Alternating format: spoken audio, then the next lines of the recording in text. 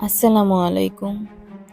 স্বাগতম আপনাদেরকে আমাদের চ্যানেল গল্পের শেষ কোথায়। রাত গভীর হলে একটি পরিবার ঘুমিয়েছিল। হঠাৎ দরজার বাইরে কিসের যেন আওয়াজ। ছোট ভাই গিয়ে দরজা খুলতেই দেখে তার মারা যাওয়া মা সামনে দাঁড়িয়ে আছে। কিন্তু এটা কি সত্যি তার মা নাকি অন্য কিছু? আজ আমরা তোমাদের শোনাবো এক ভয়ঙ্কর গল্প, যেখানে মৃত্যুর মানেই শেষ নয়। এটা এমন এক অভিশাপের কাহিনী যেখানে শয়তান তার পাওনা নিতে এসেছে। এই ভিডিওতে আমরা একদম বিস্তারিতভাবে ব্যাখ্যা করব ইন্দোনেশিয়ার বিখ্যাত হরর মুভি স্যাটানস স্লেভস নিয়ে।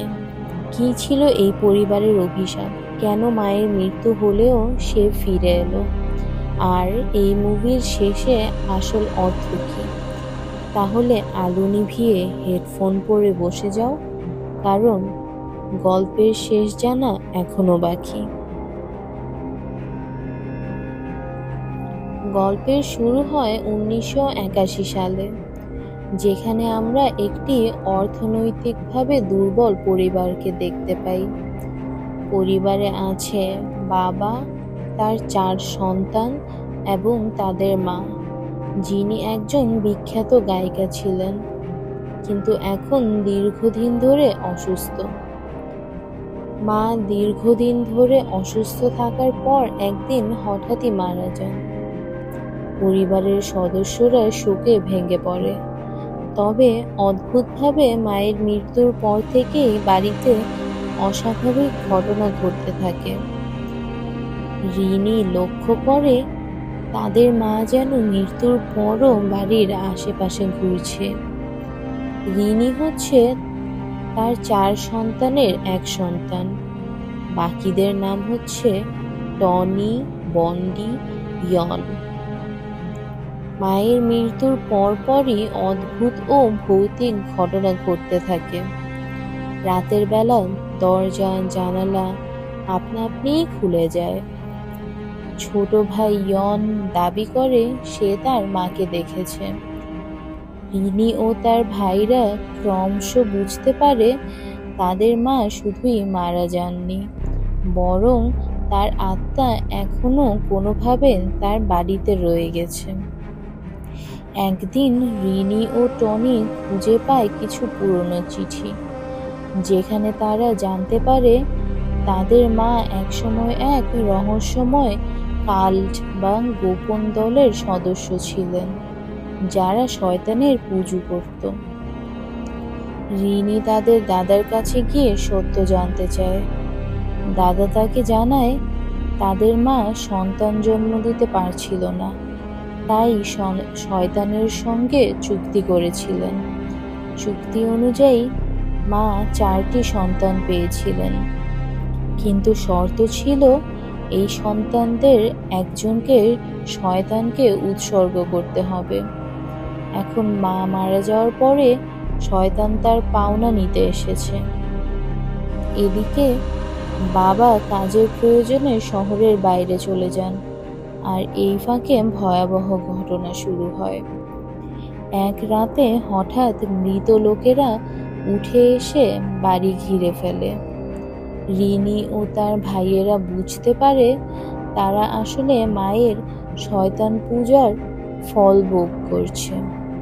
ইয়ন প্রায় শয়তানের কবলে পড়ে যায়, কিন্তু রিনি তাকে বাঁচাতে সক্ষম হয়।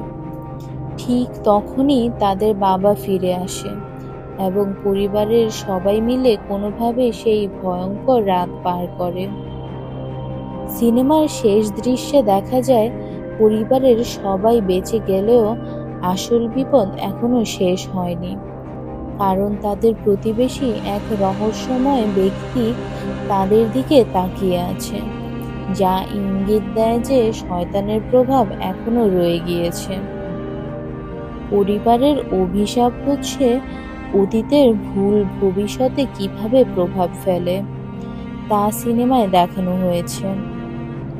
লোভ ও অন্ধবিশ্বাস মানুষের জীবনে কি ভয়ঙ্কর বিপদ ডেকে আনতে পারে।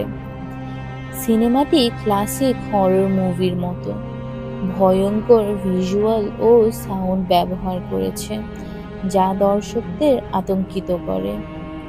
স্যাটানস স্লেভ শুধু ভৌতিক সিনেমা নয়, বরং এটি এক গভীর পারিবারিক অভিশাপ ও অতিপ্রাকৃত রহস্য নিয়ে তৈরি এক চমৎকার গল্প। সিনেমার শেষে কিছু প্রশ্ন খেলা থেকে যায়, যা সিকুয়াল স্যাটানস স্লেভস 2 এর পরিষ্কার করা হয়েছে।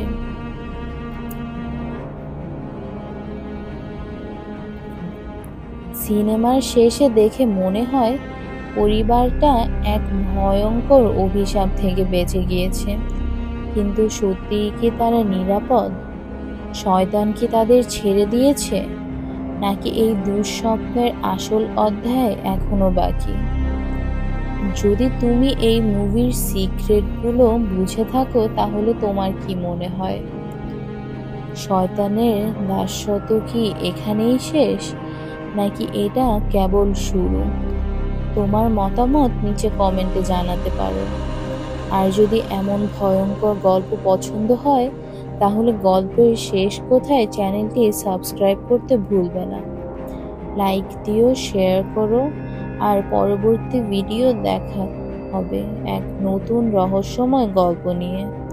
তাহলে আজকের মতন বিদায় নিচ্ছি, কিন্তু মনে রেখো, গল্পের শেষ এখনো জানার বাকি।